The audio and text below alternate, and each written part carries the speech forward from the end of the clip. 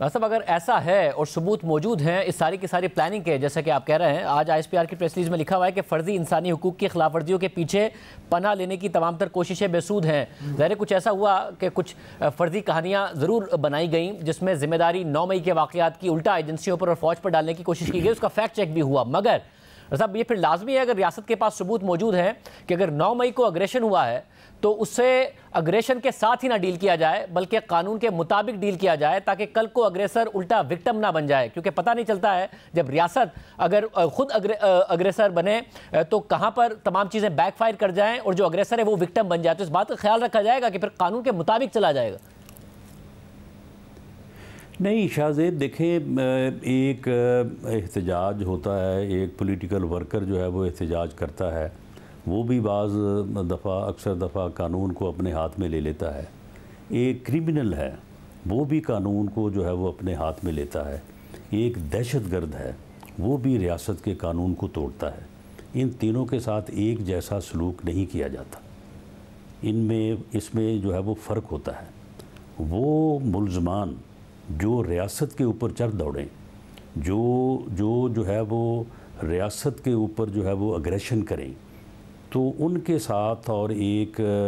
जो है वो कानून तोड़ने वाला जिसने ट्रैफिक का इशारा तोड़ा है या जिसने अपने किसी पॉलिटिकल जो है वो हक़ की खातर जो है वो उसने प्रोटेस्ट किया है, उसने कोई जो है वो वायलेंस किया है, इसमें ज़मीन आसमान का फ़र्क है। सर वो ठीक है, मगर सर प्रोपोर्शनेट रिस्पांस हो ना, डिस्प्रोपोर्शनेट ना हो। इन्होंने रियासत के पास कानून की है, इन्होंने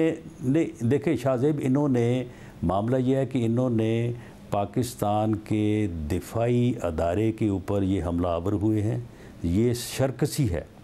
ये बगावत है, और अब ये कहते ये हैं कि ये हमारा एहतजाज था, हमें सियासी वर्कर के तौर पे जो है वो डील किया जाए। ऐसा नहीं हो सकता। साहब अगर फिर प्रोपोर्शनेट रिस्पांस हो और वो प्रोपोर्शनेट कानून के मुताबिक हो कि जैसे आर्मी हाउस में घुसें, आर्मी हाउस में ये घुसें और वहाँ पे जाके जो है ये लूट मार करें, उसके बाद वहाँ पे आग लगाएं, ये उस रहायशगाह के उस हिस्से में जो है वो कैंप ऑफिस था वहाँ पे दाखिल हों, वहाँ पे हसास जो इंफॉर्मेशंस हैं उनको वो उठा के ले जाएं और उनको आग लगा दें, उनको ज़ाया कर दें, तो फिर ये कहें कि जी ये तो हमारा सियासी एहतजाज था, हम तो सियासी पार्टी हैं, सियासी वर्कर हैं। जो 9 मई को हुआ वो कतई तौर पर सियासी नहीं था, और जाहिर है ऐसा तो नहीं हो सकता। जो 9 मई को हुआ वो कतई तौर पर सियासी नहीं था। वायलेंस का जो इख्तियार है वो किसी को नहीं है। मगर जब इतने सारे सबूत मौजूद हैं जिसकी आप बात कर रहे हैं, तो फिर फेयर ट्रायल हो, और ट्रायल ऐसा हो जिसको बाकायदा तौर पर रिपोर्ट किया जा सके, रिकॉर्ड किया जा सके कि जी ये सब फेयर हो रहा है। ज़ाहिर इंसानी हुकूक की तंजीमें भी इस तमाम मामले पर नज़र रखेंगी, मीडिया भी इसको देख सके, ताकि फेयर ट्रायल के नतीजे में मंतकी अंजाम तक चीज़ें पहुँचें और सबको पता हो कि बाकायदा तौर पर कानून के मुताबिक हुआ है जो हुआ है, क्योंकि आप कह रहे हैं कि सारी एविडेंस मौजूद है। देखिए, मैं इस बारे में सिर्फ ये कहूँगा कि अगर तो ये सियासी एहतजाज होता,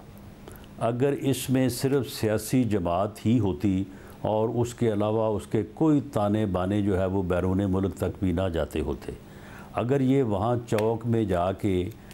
जो जना हाउस के बाहर है, बड़ा खुला चौक है, वहाँ पे जाके बैठ जाते, जिंदाबाद मुर्दाबाद करते, धरना दे के बैठ जाते, एक दिन बैठते, 2 दिन बैठते, तो इनके ख़िलाफ़ जो भी कार्रवाई होती उनमें ये सारी चीज़ें जो हैं ये आपकी बिल्कुल जायज़ और रेलेवेंट हैं। लेकिन जब ये उस यानी जो है वो हद को भी क्रॉस कर गए जिसका मैंने ज़िक्र किया है, वो सारी चीज़ें तो बाजियाब होनी है ना, वरना कल को किसी हमसाया मुल्क में वो चीज़ें जो है वो इस्तेमाल हो रही हों। तो अब मामला ये है कि वहाँ उस लाइन को क्रॉस करने के बाद जो है अब ये अपने सियासी हकूक़ जो है उनकी आड़ में और इंसानी हकूक़ की आड़ में ये कहें कि हमें तहफ़्फ़ुज़ दिया जाए। वैसे